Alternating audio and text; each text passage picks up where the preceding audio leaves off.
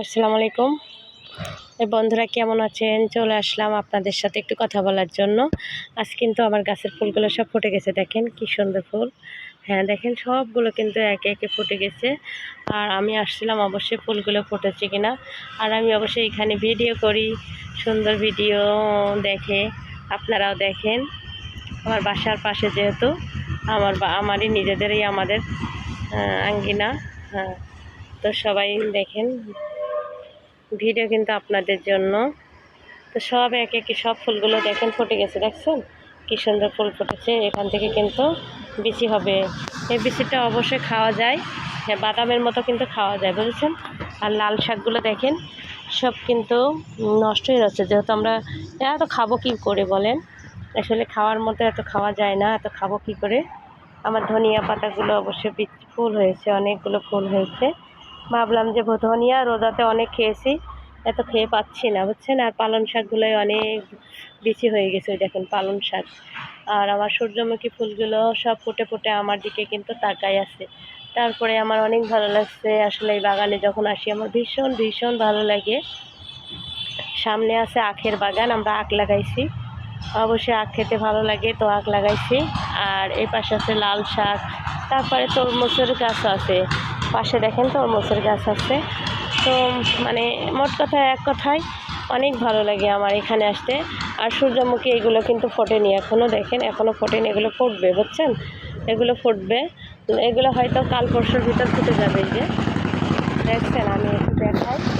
হ্যাঁ এই দেখেন ফুটে গেছে আমার জানালার পাশে। অবশ্যই আমার জানালা খুললে কিন্তু আমার ক্ষেতটা অবশ্যই আমার চোখের সামনে আসে। আমার ভীষণ ভালো লাগে, আমার যখন মন খারাপ হয় জানালা খুললে কিন্তু দেখা যাবে আমার ক্ষেতটা। আর ফুলগুলো দেখেন আমার দিকে তাকায় যাচ্ছে, প্লাস আপনারাও দেখতে পারবেন। আর তরমুজের গাছ, এই যে এই দেখেন তরমুজের গাছ, তরমুজ ধরবে আর কয়েকদিন পর, অবশ্যই আপনাদেরকে দেখাবো। এর মধ্যে পেঁপে গাছ আছে, লাল শাক আছে, তারপরে পালং শাক আছে, ধনিয়া আছে। আর একটা জিনিস দেখাই, দেখেন আমরা ছোটোবেলায় এটা খাইতাম, ঠিক আছে, এই বিচিটা কিন্তু খাইতাম। হ্যাঁ, আমার অনেক ভালো লাগতো। এটা কিন্তু কি বলে আমরা জানি না আপনাদের ওখানে। তো এই বিচিটা ভীষণ ভালো লাগে, সবাই ছোটো, যারা ছোটো বড় অনেকেই খেয়েছেন, আমি জানি না আপনারা চেনেন কিনা, অবশ্যই বলবেন কমেন্টে। তো সবার আমার ভিডিওগুলো কেমন লাগে কিন্তু আমার সাথে জানাবেন। দেখছেন অনেকগুলো, এই গাছগুলো অনেক হয়েছে। হ্যাঁ অনেক, এই যে গাছে অনেক অনেক হয়েছে, সবগুলো পেকে পেকে এই দেখেন কেমন হয়ে গেছে, গাছে অনেক হয়েছে, দেখছেন অনেক হয়েছে। তারপরে এই যে পালং শাকে অবশ্যই পালং শাকের বীজ, বুঝছেন। তো অবশ্যই আমার আখ গাছগুলো দেখাবো। আর এই ফলটা দেখেন, আমি যদি রোজা না থাকতাম অবশ্যই একটা খাইতাম, তো আসলে রোজা আছি এই জন্য খেতে পারছি না, তো পরে খাবো নেক্সট টাইমে। আর আমার বাসার ছাদে অবশ্যই উপরে 2 তলা করতে হবে।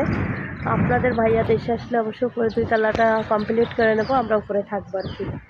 আর পাশে ক্ষেত থাকলে তো ভালোই লাগে, কার না ভালো লাগে।